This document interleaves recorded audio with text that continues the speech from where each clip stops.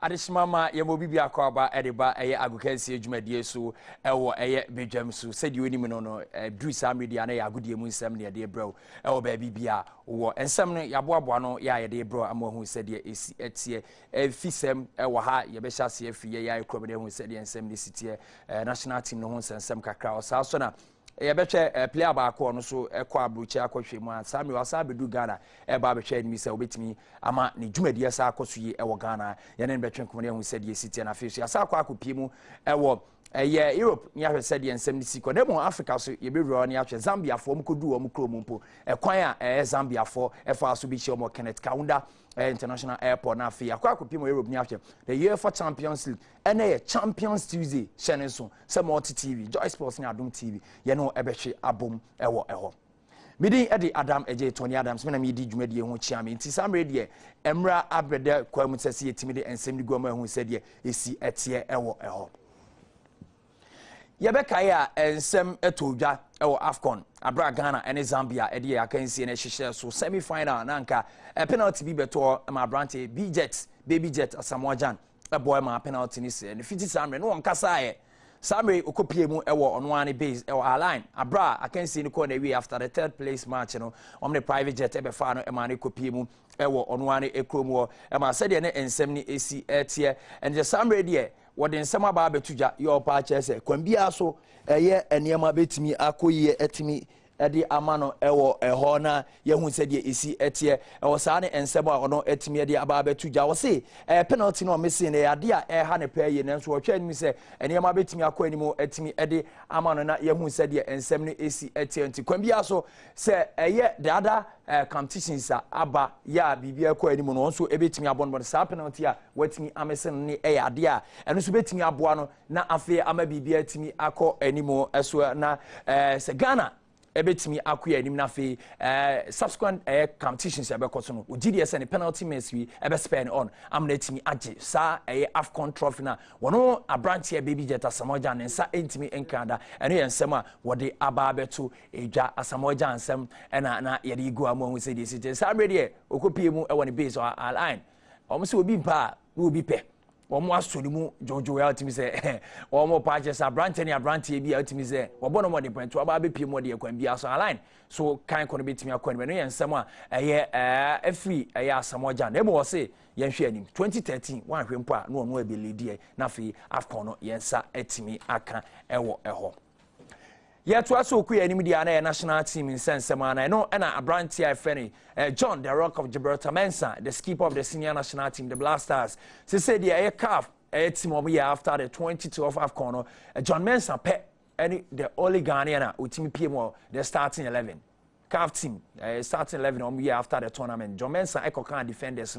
Na Zambia for an Ivory Coast for an dominates the first 11. A branch Yabako, Ghana Nibako, so making way to the substitute no eno Dada Kwajo Asamoah inti two Ghanaian players one started and one bench which calf team omo year after the tournament na the team ebeto oja eno no nti na John Mensah edit team we starting 11 afi abrantie Dada Kwajo Asamoah so bench and subs no with team kokan bi ehun said ensem ne AC eko ho eno ensem o etimi aba beto oja John Mensah so aso Yabekai Ghana call AFCON yen and some about betuja ye twetwem ye hwese ehemfampo ene yemfa blame nko ehemfampo na yen kase anko ye amia ntimi anje AFCON no eno na sese dia ba betuja na bebrempo party se management committee ekopie mu ewo AFCON no dwumadi be na omudi ye o mutimi toto ne yemayi o mo manage ne yemayi empo enka eniyama ntimi koyi enfama eno na management committee member ba ko kan edema the Blasters friend Rad Jordan Anabla edin sem aba betuja onu aso na sai vice chairman edema Blasters management committee what aba betuja say debi adenti sisi blame management you blame management committee no wo coach na say wo kan sem na say yes wo interfere ntime nkasa no ono so aye na ade dia say blame bia ba enfama coach no ono ne ensema Jordan Anabla edi aba betu o se blame bi wo ho a yemfama coach Grand Plavis Stevanovic tan se ono so na so yedin kakra ɛno yɛ nsɛm a wɔn so de aba abɛto dwa yɛ kan ama so wahu sɛdeɛ esi ɛteɛ ɛwɔ agokansi adwumadie nso hyɛ ne nso sɛ agokansi adwumadie wo pa atwɛto abɛsɛ anya hwɛ ɛwɔ www.myjoyonline.com ɛda so ya betimi atwe ehu sedie esi ete ewo saa so na yebehu se uguso guso ekua ni musa saa so na betimi atwe www.multitvworld/streams eno so betimi atwe ewo na bibia timi akwanim ti ye ensem no brɛw ewo eye agokansie adwumadie no so na ye kwa akopiem ewo de National Under 17 side, the Black Starlets, you said the almost no AC etie on and some about to a and some radio. I invite 26 players. You am do more quaco piemo a year Black Starlets for no camp. Yami Adma Thursday, 16 February, a year 4 p.m. No Munina Quaco report to a pram, a Ganaman soccer. Center of Excellence na yakwa coach said the 76 yensa aka assistant coach at the mother National Under 17 side Black Starlets coach Isaac Opele Boatin wa homan se ne twetwe nkomo ne yenhwe said the omdwumadie nipo esi eko coach Opele mo akwa ba Edebago kansi adwumadie so na apoma to say na go Badwam bi aboko yenya ne ntia se second batch mo invite 26 players ye mo kwa kopiemu ewo pram Ghana Soccer of Excellence ya mo twa edi mu se pre-selection iguso koso edema National Under 17 edi kama misal mo akwa bedu ti se first batch ko second batch ko se na dwumadie ne sitie I'm say ya classified in the into second batch no man classify the phase 1 and phase 2 group now. They are selected place we move as the second batch. Well, players in the buy and say coach Pakusifi, the head coach at the northern side of Ghana, and I'm share the south, and you compile the name of 60 players. And apart from them, also other players are other technical men introduced here so about 30, and they do so on the phase 2. Maybe other ones now. Coaches need to see and so by me show. And then your son is so almost about 20 names. In the Premier League, you know, almost junior side of the Premier League, you know, almost in automatic qualification to the second batch squad in him. Into almost Premier League youth side, you know, almost into almost you know, you better then we train, you know, when academies and abo matches. Jenny other academies, no boy Unistar and Winneba Academy, Red Bull Academy, all other academies recognized and then we do elimination by substitution. Wow, second batch number 1 yard near the academy in Ababishim. Any name we are now it means your squad. Then we will have to look at players of water my youth and it was regular football. I will follow within their age. No more about the count. As real professionals because competitive football Premier level no more about the count. There, then we know that this is our team. Adia ba kuso a eme se Ghana obehwe senior national team kra ye ko na local players outfield players ye do ameka mpo na ye din ebi say talent ensheda any Ghana mwachini what's your head coach for northern sector of Ghana also for southern sector of Ghana mo apoebo a mo boy no ya mo invite first batch second batch ni ade ko no talent e wo Ghana when your talent mo hope say future na e bright e ma Ghana. Give you what you see. Talents now, you know, normally very, very, very good. But one key department, me personally, coach the scoring department, very significant for Ghana football future. And when it comes to strikers, there, you need at least even no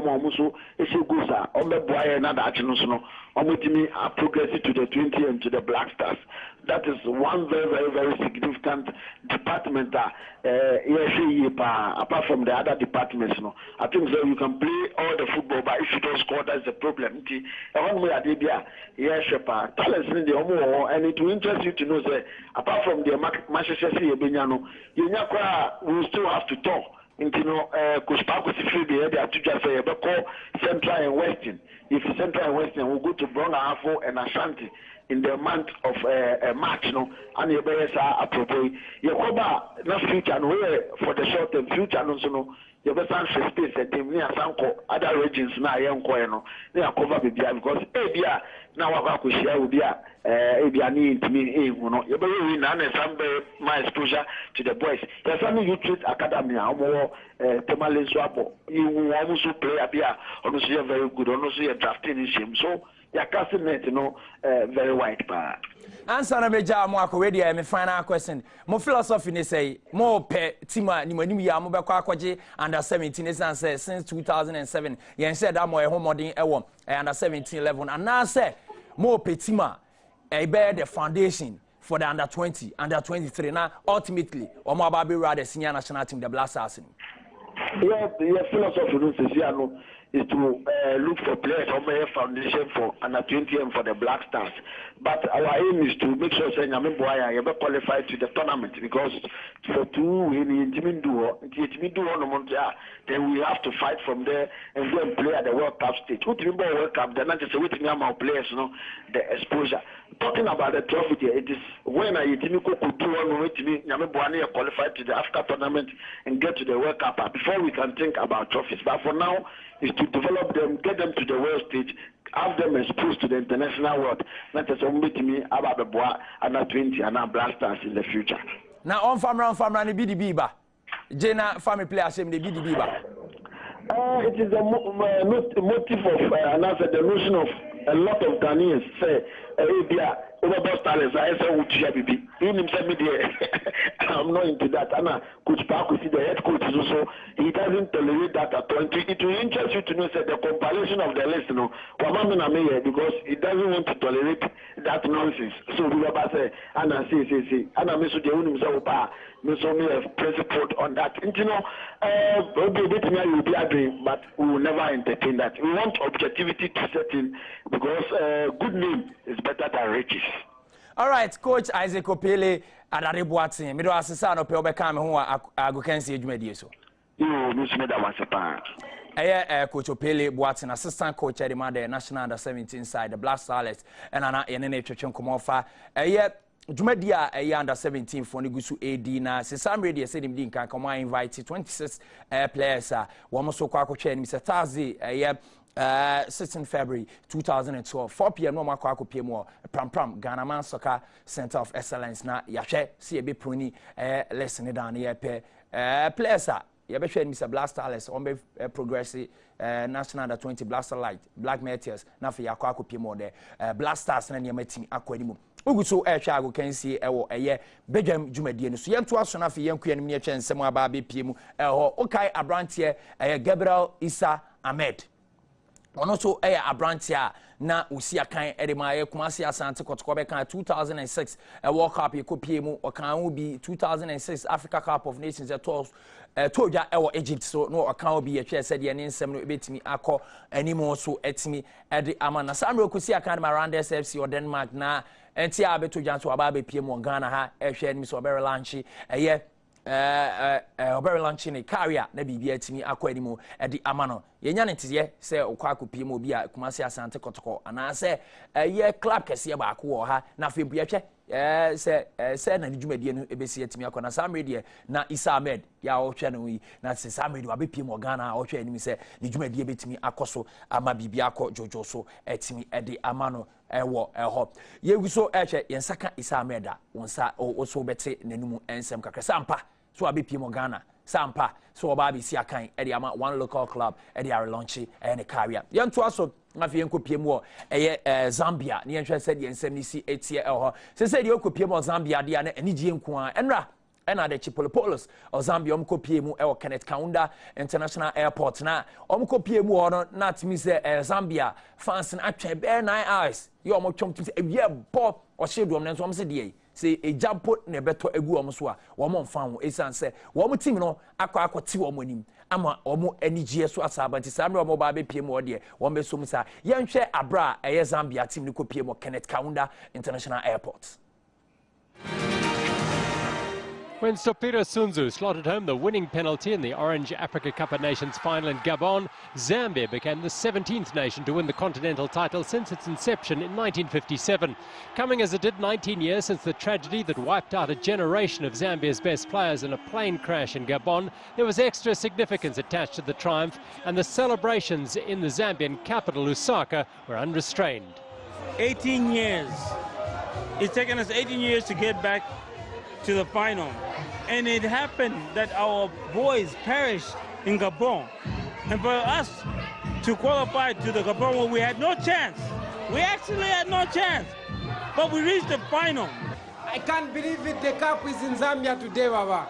For the national team, you've done it for us. You're the best, you're the best. Proud of the Zambian team. They've made all of us proud, and really we supported them from the word go, and it must continue in Zambia, greater heights. They've done us proud, they've done us proud. We knew it from the very beginning that we were going to win this cup. Thank you so much, Zambian team. Thank you so much to the coach and everybody who was supporting us. Thank you. We're so happy and we're so proud of the boys for bringing the cup to us. The trophy is here in Zambia now, so tomorrow morning we are rushing to the airport to receive the trophy for the first time in Zambia. I love you. Mwah. And that's exactly what they did. With an escort of jet fighters screaming above and tens of thousands of screaming fans on the ground, the Zambian team flew home Monday to a hero's welcome. The copper bullets descended from the plane to meet ecstatic fans and show off the trophy that has eluded the Southern African nation for more than 30 years. Last week, after arriving for the finals, the Zambian players laid wreaths on a stretch of Libreville Beach not far from where the tragic plane crash took place in 1993. The players had vowed to win the 2012 championship to appease the souls of a lost generation of football stars. The heroes were driven off on the backs of army trucks on roads packed with cheering Zambians to the showgrounds where speeches and a concert were planned. Oh, Blaster 4. Come on, when me be and Cassie and Yosi ever barbe you. A busy there now Sunday mobile be a barbe more. Mwanje Zambia for it me abo modern o ma share wo munuamu a sebe year 1993 o mka baby o ma share mo animonyam ama Zambia for so ekopie mo Kenneth Kaunda International Airport cars ampa de mo ka asem be no mo akwa akoye nti eda mo ase mo nto aso ama nigye so ento aso enkwani mo osa anigye pie mo Zambia na areho so epie mu e wa London isanse Chelsea for de yesi de areho nko anu o mu di o modi mo no enkokoko e obi be say not enye eno ensem aba abeto dwa no na branch aba akwa wono omo team penipa kese wo mo si akan de mo Frank James Lampard wono de aba abeto dwa so say said wo mu si ntimi mo modern de mo fa blame ni mo bia wo mo players na na so mo take responsibility no mo sampa wo mo na embo mo enwo modern ntini ema enema entimi enkoyi emfa mo no opa che so twese rom si kopie mo Everton wo Goodison Park wo si wo akan na nka wo mo peje wo anka na enema abekwa ni wo say Chelsea and Cambridge be competitive for league titles and then almost struggle to play for a premiership. What's it befiti one status baby omo akwa do no enduro eno yensem a etimi akwa piemu ho etimi ede ama wo eno yensem a Frank James Lampard so ede tuja efa wo modern mo ho ho enti na ode tuja what's it say Wobo ntimi ambo omo modern na so man sacha na ema de a omo forget it omo Champions League tie with Napoli na say omo si ball no against Everton na fi other matches omo abon so omo no sa de a Champions League no omo ebe free mu entempa na yensema Frank James Lampard efutu ode amani college ye wo Chelsea ye to asa okuya nim dia na wan hwa na Carlos Alberto Tevez Carlito obekwa akopie mo Manchester City bi obesa sia kan say entie ne say omugusu a smoky peace pipe no ye abotoyem ye aba Carlos Alberto Tevez ene ne manager ye Roberto Mancini ene mpenifo Kia Jarapchian ene mpenifo akanyina gusu etwetwe nkomo se de be Brandt Carlos Tevez ebe gusu aba bi sia kan ede amomo nano ene nsem aba abeto dwane pache se Carlos Tevez say wo hwe sa no ne ye Roberto Mancini nsem ne ba o tweet ni tse sebe kraman wo se no amana ye se kraman bodom be sana na wo ye no wo say Which is a PM or Bayern Munich corner. What's one could PM no more lose it 2-0. What's one warm me up? What's warm me up? And I would a Dinjaku film Nade, Niger de Young, Echo Shimu and FIFA. I don't know who's a prime minister coach, the mentality is so I'll be losing bear 4-0 order and quality 2-0 no Kofianka, or a respectable scoreline. And I said respectable loss. No, the Aquaco PM Ewo, City of Manchester. Nano and on Suyan was saying, Mammy got to say. No corner Edinjaku any Roberto Mancini chichi or PM1 Roberto Mancini. Now so pedia bewa. Can I cause training I am just said you be see to me I was min could be me better nase. And now Roberto Mancini was saying you Trebi Bono. There's no what's one cassa. Will be able to say, or sit said you see by TV, so one on ya on to Argentina, Pablo Zabaleta, and an action come. One can't seem the honest to Roberto Mancini, the network and crew, and Manas would not. What is our idea? We're about to win back a year Manchester City faithful, no can be as was Abeboa and Manchester City, ne and more kind connecting community. Sherimu, one shot and check. Right, Carlos Alberto Tevez will be order City a club, the citizens, you see a kind at the Emma Warm Ewo. Medin can catch us a Champions Tuesday. Now Champions Tuesday they are UEFA Champions League. And the matches Mienu and Etuja. Bayer Leverkusen and Barcelona the best chance na fi Olympic Lyon so ne APOEL Nicosia so the best chance na. Yen said the preview no is it here. Returns on Tuesday for the last 16 first legs, and German side Bayer Leverkusen face the unenviable task of hosting the holders Barcelona. After a weekend defeat in Dortmund in the Bundesliga, Leverkusen will be hoping to avoid a St. Valentine's Day massacre, but will be boosted by Barcelona's own defeat at 2 Osasuna of the weekend. Barca, though, rested midfielders Xavi, Iniesta and Fabregas, and Leverkusen's captain Simon Rolfes isn't fooled. Ja, grundsätzlich, ich glaube, dass keiner Barcelona unterschätzt. Well, I don't think anybody underestimates Barcelona just because they lost at the weekend. It doesn't matter for us at all in such a game. It's still David versus Goliath. Doesn't matter where you are in the league table. It's a special game that is completely different from any other situation, and that's why I'm confident that we will put in a very good performance on Tuesday evening. Just speaking about Barcelona, they have lost in the league. They are 10 points behind in the league, but I don't see this as a positive sign. To me, it looks like the league does not play a role for them anymore. When I look at the team that played against Osasuna, though I must admit that the B squad of Barcelona still has international format, the percentage of chances to win a game against Barcelona are a bit higher when Iniesta, Xavi, Fabregas and Busquets do not play. With Leverkusen hit by the absences of forwards Sidney Sam and Aaron Derdiok, the present will at least be heightened after their weekend Liga defeat to Osasuna left Barca a massive 10 points behind the leaders Real Madrid. Let's hear from their fullback Dani Alves. Well, I think that the main strength of our team is that we know where we are and in what kind of competition we're playing in. We don't mix the competitions together. We clearly have in our minds that we are competing in the Champions League. It's a very tough competition and we're playing against very strong teams. But one thing is very different to the other competitions. I don't think that the difference of points in the Liga has any importance here, because we're in another competition. We have to focus 100% on this competition. And the good news for the Catalan Giants is that Xavi, Iniesta and Fabregas should all return to the starting lineup for the game at the Bayer Arena. To try to beat tomorrow, they're going to try to qualify to quarterfinals. But they have shown many times how is the level. Because, they still run, they still compete in the high level to try to beat the games, to arrive to the finals. We achieved 3 prizes this year, and we arrive in another final in the end of the May in the Copa. And we are back behind of the league. It will be tough to recover the points, but we are in this round, and we are going to try. Our target is play as best as possible, arrive to the quarterfinals, and go to step by step. Well, Leverkusen beat Barcelona in the quarterfinals of their triumphant 1988 UEFA Cup campaign, but Barca have won the last 3 encounters and will start heavy favourites to progress again. Now, Lyon say APOEL deserve respect ahead of their Champions League encounter on Tuesday.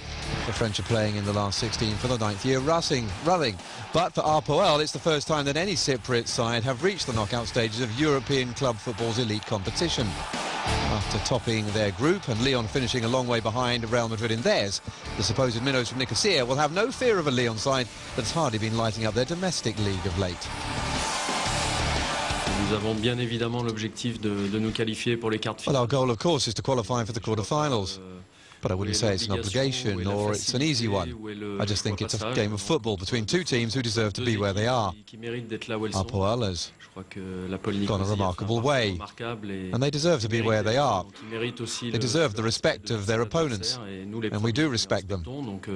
There's no difference compared to years gone by.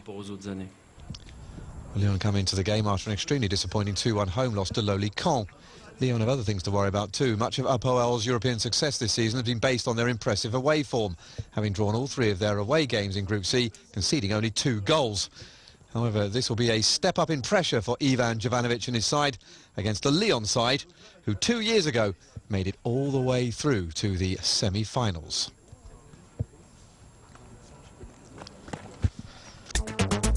So this is how the last 16 tie looks. The bottom 4 games will all be played next week. The other game on Tuesday then sees Lyon hosting Cyprus. Wednesday, Benfica will have to dig out the dam out as they head to Zenit St. Petersburg. Na UEFA Champions League who said who N7 AC quiet the bro ma who said ACT and TNS so Bayer Leverkusen and Barcelona yeah the bro our Joy Sports ni Adom TV so on multi TV yesterday just trails nti Boamode na sanka odigi boss said be adwumadi no benya bi atwe asempa 94.7 FM so the live commentary be bro na bibia timi akoso e de amona ago kansie ene de ha ni edi ebesi hu said ensem ni nyina esi etie o na hye ne so ye de ade bi eba ago kansie so enche ubehu said esi etie ho said ye be ya fans no moso mubenya mo chefa ewa agokanse muti hyene so ye de bebro amo hu said esi tie midin e de Adam eje Tony Adams de obi bia se wa wo hwe me wa